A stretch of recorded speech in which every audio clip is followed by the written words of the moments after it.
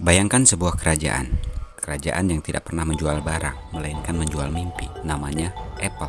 Dulu setiap kali seorang raja kurus berbaju hitam naik panggung, dunia terdiam. Seorang pria yang bukan sekedar pemimpin perusahaan, tapi nabi teknologi, Steve Jobs. Dan sekali ia mengangkat sebuah perangkat kecil bernama iPhone, peradaban lama runtuh, dunia lahir kembali. Namun malam ini kita tidak bicara tentang kejayaan, kita bicara tentang keruntuhan. Apple pernah menjadi matahari, semua pesaing hanyalah planet yang mengitari. Orang rela antri berhari-hari, mereka tidak membeli iPhone. Mereka memberi status, identitas, bahkan masa depan. iPhone, iPad, MacBook, semua terasa revolusioner. Setiap peluncuran bukan sekedar event bisnis.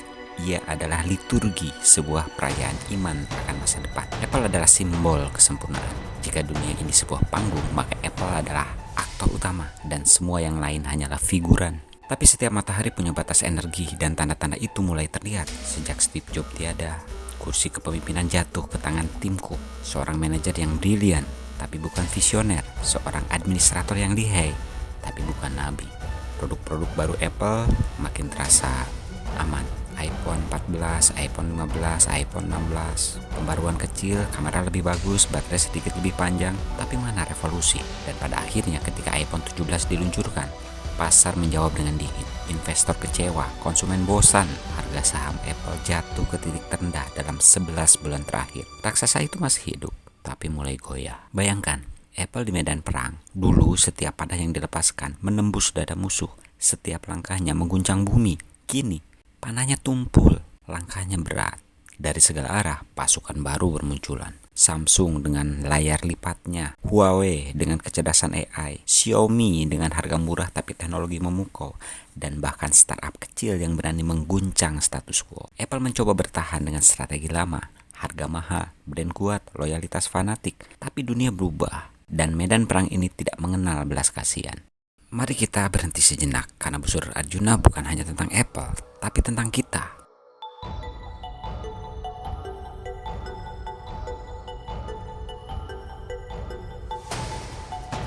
Bukankah kita sering jatuh ke perangkap yang sama? Ketika sudah sukses, kita berhenti berlari. Ketika sudah nyaman, kita berhenti belajar. Ketika sudah mapan, kita merasa abadi. Dan saat itu terjadi, jatuhnya bukan soal jika, tapi soal kapan.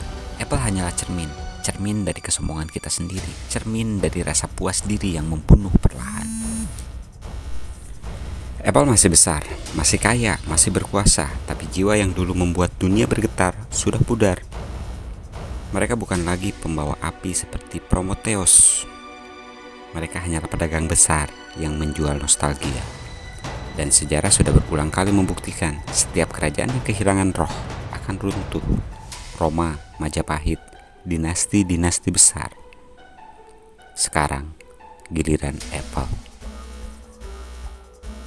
Pada akhirnya Apple bisa bertahan 10-20 tahun lagi, tapi legenda mereka sudah retak. Dan kita tidak boleh mengulang kesalahan yang sama. Jangan jadi besar tapi kosong. Jangan jadi kuat tanpa makna. Jangan jadi hidup padahal sebenarnya sudah mati. Ingatlah, yang runtuh bukan hanya kerajaan, tapi jiwa yang tak lagi berani bermimpi. Apple adalah peringatan, bukan tentang teknologi, tapi tentang kita, manusia yang lupa terus mengasah busur sampai akhirnya patah di tangan sendiri.